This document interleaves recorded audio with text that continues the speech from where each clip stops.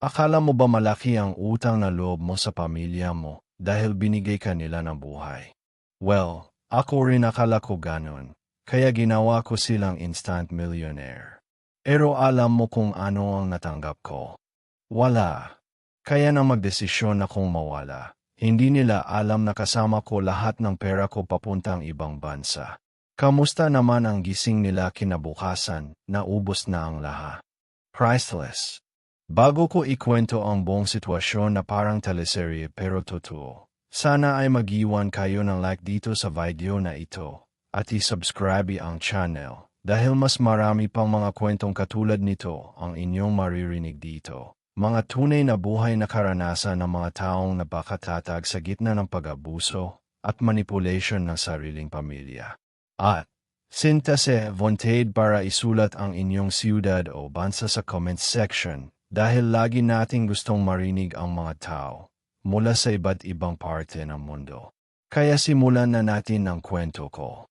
Ako si Marco, 33 taong gulang na, at simula nang ako ay mag-college pa lang, alam ko na ang role ko sa pamilya. Hindi ako anak, hindi ako kapatid. Ako ang ATM machine na may damdamin. Panganay ako sa 4 na magkakapatid, at dahil doon, automatic na ako ang responsible sa lahat. Ang tatay ko, wala na simula nang ako ay 13 taong gulang. Ang nanay ko naman, nandito pero parang wala rin dahil ang specialty niya ay ang magreklamo at magsisi na sana ay nag-asawa na lang siya na mayaman. Nung nag-college ako, nagtatrabaho ako part-time habang nag-aaral. Fast food crew, delivery rider, online tutor, lahat ginawa ko. Graduate ako na Latin honors, nakakuha ng magandang trabaho sa isang multinational company bilang financial analyst. Akala ko doon magsisimula ang buhay ko. Mali. Doon pa lang nagsimula ang nightmare ko. Una, dinala ko ang buong pamilya sa mas magandang bahay. Siyempre proud ako noon, feeling ko success na ako. Akala ko magpapasalamat sila. Nga nagpasalamat sila for exactly 3 days. Pagkatapos, ang sunod na request ay sasakyan. Sabi ng nanay ko, nakakahiya daw sa kapitbahay na malaking bahay pero walang kots. Kaya bumili ako ng second-hand na SUV. Maganda naman, well-maintained. Pero hindi pala pwedeng second-hand. Gusto nila brand new. Kaya nag-loan ako. 3 taong hulog, 1 milyon din yun in total. Ang nakababatang kapatid ko si Angela. Nag-college din siyempre ako ang nababayad. Hindi naman ako nagreklamo kasi alam kong importante ang education.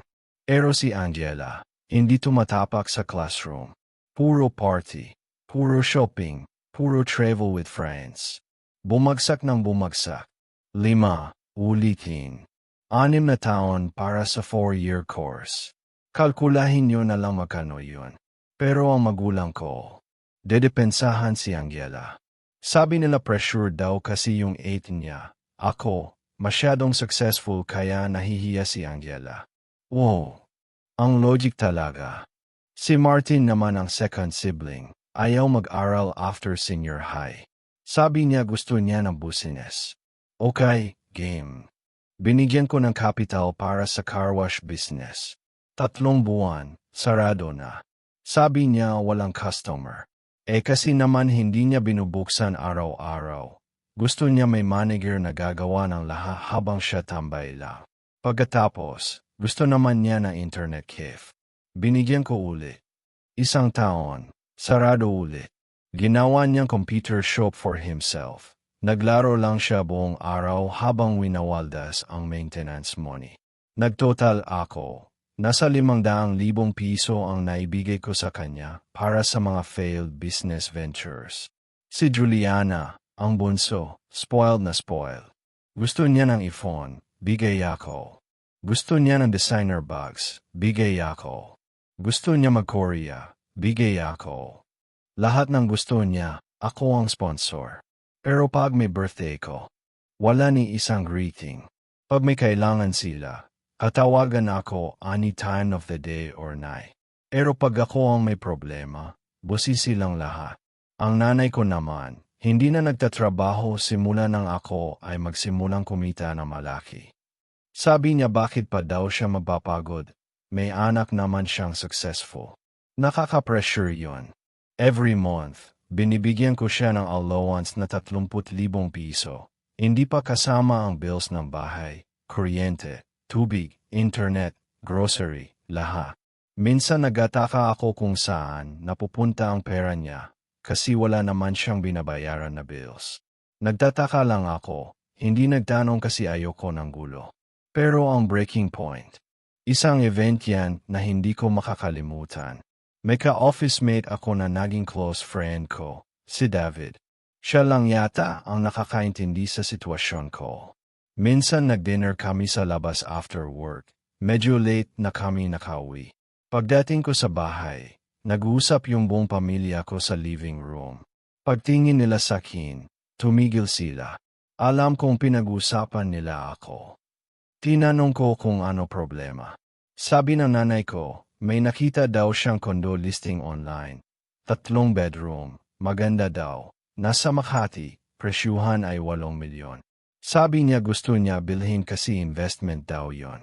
Agod na ako noon, kagagaling ko lang sa 12-hour shift, stressed sa work. Apos ganun ang bubungad sa akin. Sabi ko sa kanya, wala akong ganun kalaking pera. Nakaluan pa nga ako sa cots. May binabayaran pa akong tuition ni Angela. May binabayaran pa akong credit card bills nila. Alam niyo sinabi niya sa akin. Sabi niya, kung mahal ko daw talaga sila, hahanapin ko ang paraan. Hahanapin ko ang paraan. Ulit-ulit kong naririnig yan. Palagi na lang hahanapin ko ang paraan. Ano ako, magisyan. Pero alam niyo ginawa ko. Nag-loan ulit ako. Kinausap ko ang bank.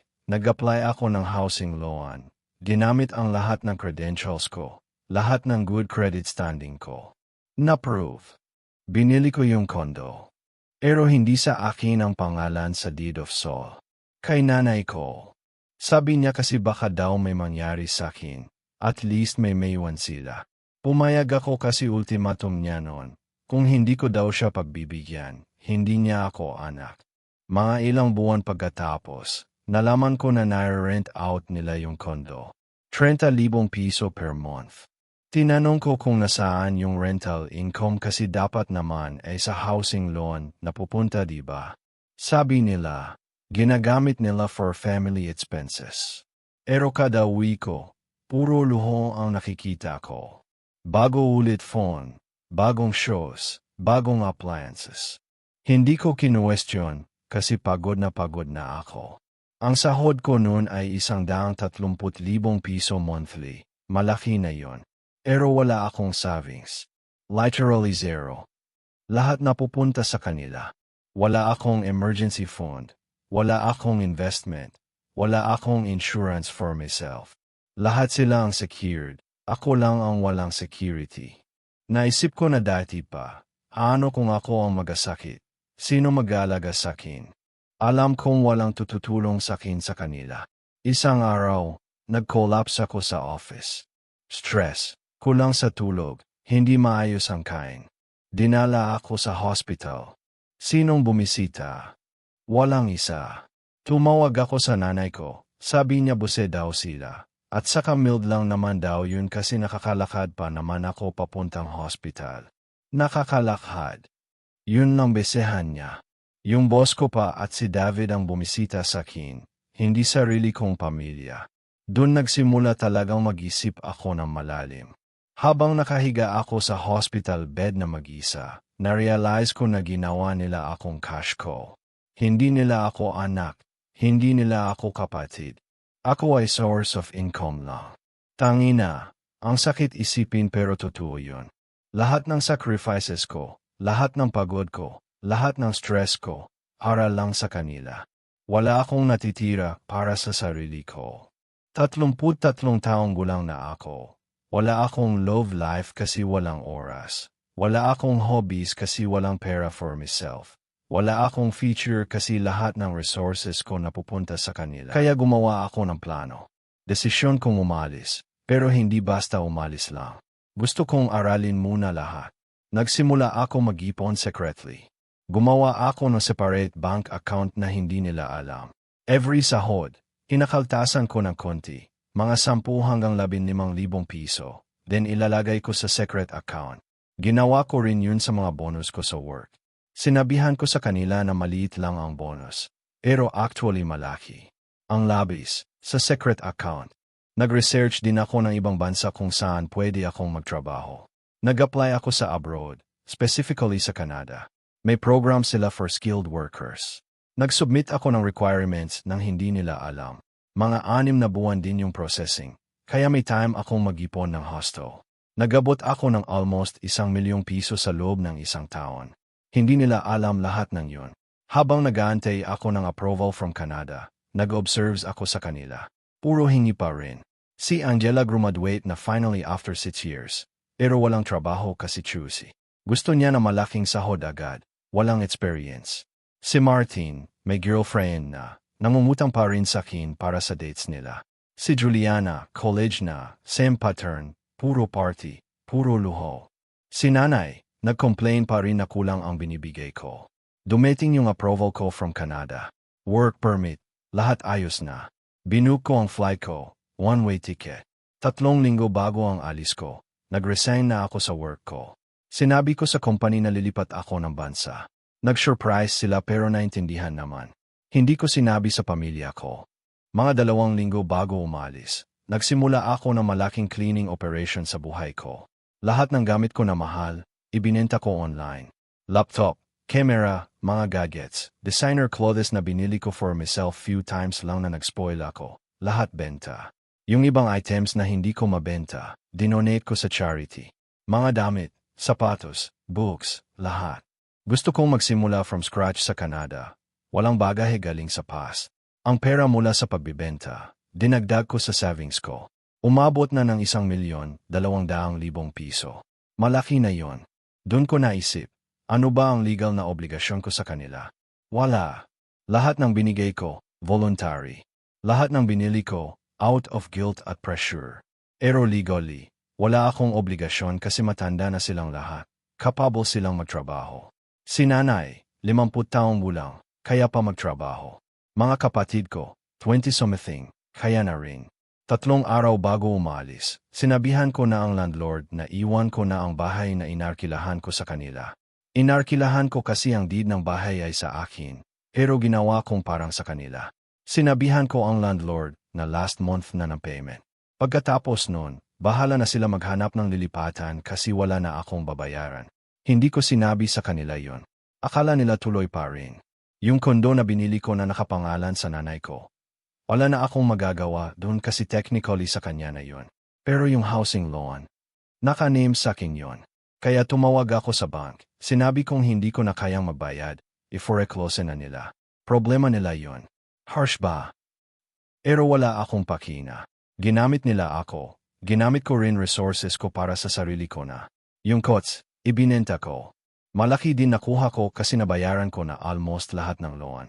Yung excess, sa savings. Dumating ang araw ng flight ko. Umaga yon, 5:00. Gumising ako ng maaga, mga 3:00. Walang nakaalam na aalis na ako. Nagpack ako ng isang maleta lang, essentials lang. Nagiwan ako ng sulat sa lemesa ng dining area. Maikli lang. Sabi ko sa sulat, umalis na ako. Huwag niyo na akong hanapin. Kayo na bahala sa buhay niyo. Ako naman sa akin. Lahat ng binigay ko sa inyo voluntarily, pero ngayon tapos na. Magtrabaho kayo. Ako pagod na maging ATM. Yun lang. Walang drama, walang emosyon. Factual lang. Nag-grab ako papuntang airport. Habang nasa biyahe, nag-off ako ng phone call. Ayoko ng tawag, ayoko ng text. Pagdating ko sa airport, nag-check-in ako. Nag-migrate ako sa Canada. Fast forward, mga 2 linggo after landing ko sa Canada, binuksan ko ulit phone ko kasi kailangan kong mag-set up ng bagong number. Boom! Daan-daang missed calls, libu-libong text messages. Lahat galing sa kanila. Iba-iba ang tono. Una, nag-alala. Saan ka na? Okay ka lang ba? Bumalik ka na. Pangalawa, galit. Anong ginawa mo? Bakit mo kami inabandona? Walang kwenta ka. Ang 3, pag-guilt trip. Masama ang loob namin sa'yo. Ingrata ka. Agod na kami kakaisip. We raised you better than this. We raised you better than this. Tawang-tawa ako doon. Akala mo ha, sila ang nag-raise sa akin. Hindi. Sarili ko ang nag-raise sa sarili ko. Tuition ko sa college, ako nagbayad. Bill sa bahay, ako nagbayad. Pagkain nila, ako bumili. Anong raise? Sila ngayong nag-milk sa akin. Hindi ko sila sinagot. Block ko silang lahat. Social media accounts ko, dinedelete ko. Email, ginawa kong bago. Lahat ng connection, inutol ko. Ngayon, nalito ako sa Canada. Mayroon na akong bagong trabaho sa isang tech company dito. Mas mataas pa sahod ko compared sa Pilipinas. Nakakapag-save na ako ng matino. May sarili akong apartment, maliit lang pero akin, para sa akin lang. Nakakapag-invest na ako, may RRSP na ako, may TSA, may emergency fund. Lahat ng dapat mayroon ang isang responsible adult. May social life na rin ako. Nakakagala na ako. Nakakapag-travel. Nag-Banff ako last month, sobrang ganda. Nag-Toronto din ako, Niagara Falls. Lahat ng yan, hindi ko magagawa kung nandun pa ako sa Pilipinas. Inoobliga sa pamilya. Nakaka-guilty ba? Minsan, lalo na paggabi, aglilinawin ko yung desisyon ko. Pero natatalo ng logic. Ano bang naging contribution nila sa akin aside from giving birth? It's by the way hindi naman yun utang na loob kasi hindi ko naman hiningi na ipanganak ako. Lahat ng achievements ko, sarili kong kayod. Lahat ng success ko, sariling sika. Narinig ko from mutual friends na hirap na daw sila ngayon. Nalaman kong naglalakad na ngayong foreclosure ng condo. Lumipat daw sila sa mas murang apartment. Si Angela, nagtatrabaho na finally sa fast food, minimum wage. Si Martin, nag-delivery rider. Si Juliana, tumigil muna sa pag-aaral kasi wala nang mababayad. Si Nanay, nag-household chores sa kapitbahay, may bayad. Part of me naawa. Pero ang bigger part of me ay nagsasabing deserve nila yan. Ang tagal nila nag-take advantage sa akin. Ang tagal nila akong ginawang safety net. Ngayon wala na ako. Kailangan nila bumangon sa sarili nilang paa. Maganda nga yan eh. Matututo sila ng accountability. Naisip ko rin, baka isipin nyo harsh ako. Pero isipin nyo rin perspective ko. 33 taon akong nag-sacrifice para sa kanila. 33 taon akong walang tinupad na pangarap para sa sarili ko. Lahat ng pangarap ko nakatenga kasi priority nila. Kailan naman ako? Hanggang kailan dapat akong mag-sacrifice? Hanggang mamatay ako na walang naipon, walang nagawa para sa sarili. Hindi. Deserve ko rin mabuhay para sa sarili ko. Deserve ko rin mag-enjoy ng bunga ng pagod ko. Hindi selfish yun. Self-preservation yun. May nag-message sa akin before na kaibigan ng nanay ko. Sabi niya, gago daw ako, walang utang na loob. Sabi ko sa kanya, magano ba ang halaga ng utang na loob? Kasi ako nag-compete, mahigit 10 milyon na siguro ang ginastos ko sa kanila in total in the span of 10 years. Yun na yun. Bayad na. Kung ano man ang nagastos nila sa akin nung babi at bata ako, double na yan. Alam nyo ang nakakatawa. Mas masaya ako ngayon. Mas peaceful ang buhay ko. Walang stress na pag-uwi, may hihingin. Walang pressure na dapat magbigay kasi pag hindi, masama ang loob. Walang guilt trip na ikaw ang panganay, kaya ikaw ang responsible. Lahat ng yan, wala na. At sa totoo lang, ang gaan ng pakiramdam. Nag-meet na rin ako ng mga taong tunay na nag-appreciate sa akin bilang tao, hindi bilang ATM. May mga kaibigan ako dito na genuinely interested sa buhay ko, hindi sa bulsa ko. May naging girlfriend na rin ako recently, isang Filipina din na nandito, at alam nyo ang sabi niya sa akin nang ikwento ko ang story ko. Sabi niya, proud siya sa akin kasi tumayo ako para sa sarili ko. Yun ang tipo ng tao na gusto kong nakapaligid sa akin, yung supportive, hindi exploitative. Baka iniisip nyo, baka magbago isip ko, baka mag-reach out ulit ako sa kanila. Hindi na. Tapos na yun. Nag-move on na ako.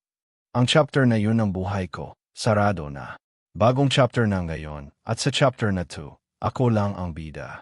Hindi sila supporting cast, hindi sila background character. Wala sila. Siyempre, naiintindihan ko din na may mga tao dyan na nakaka-relate sa akin.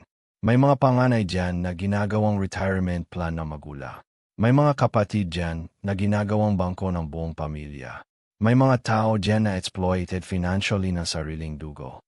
Kaya kung nanonood kayo nito ngayon at feel nyo na pareho tayo ng sitwasyon, let me tell you this. Hindi obligation ang pag-aalaga sa pamilya kung ang pag-aalaga na yan ay nagsasakripisyo na ng sarili mong future. Hindi yan selfish, yan ay survival. May difference ang pagiging generous at pagiging dorma. Pagiging generous ay binibigyan mo sila dahil kaya mo at gusto mo. Pagiging dormat ay binibigyan mo sila kahit wala ka na, nahihirapan ka na, at walang appreciation. Yun ang ginawa ko dati, naging dorma. Hindi na ulit mangyayari yan. At sa mga magulang dyan na gumagawa ng anak nilang retirement plan, akiusap lang, wag ganon. Mag-ipon kayo para sa sarili nyo. Maghanda kayo para sa future nyo. Huwag nyo gawing responsibilidad ng anak nyo ang buhay nyo. Okay lang na tulungan kayo ng anak nyo, pero hindi yung exploitation level. May hangganan yan. At tandaan, yung anak nyo, may sarili din silang buhay na kailangan nilang buuin. Sa mga kapatid dyan na umaasa lang sa ate o kuya nila, magtrabaho na kayo. Matuto kayong tumayo sa sarili nyong paa. Hindi porket may mayaman kayong kapatid, libre na ang buhay nyo. Hindi ganon yon. Trabaho rin yan ng kapatid nyo, hindi magik. Kaya huminto na kayo sa pag-asa, magsumikap na kayo. Ang buhay ko ngayon ay testament na kahit gaano kadip ang pag-gastak mo sa toxic na sitwasyon, pwede ka pa ring makaalis. Pwede ka pa ring magsimula uli. Pwede ka pa ring maging masaya. Mahirap. Nakakatakot. Pero worth it. Sobrang worth it. Sabi nila, blood is thicker than water. Pero alam nyo ba ang full saying nun? The blood of the covenant is thicker than the water of the womb. Ibig sabihin, ang relationships na pinili mo ay mas malakas pa sa relationships na biological la. At tama yan. Yung mga taong nandirito ngayon sa buhay ko, yung mga pinili kong maging part ng life ko, mas malakas ang bond ko sa kanila compared sa pamilya ko na nag-exploit lang sa akin.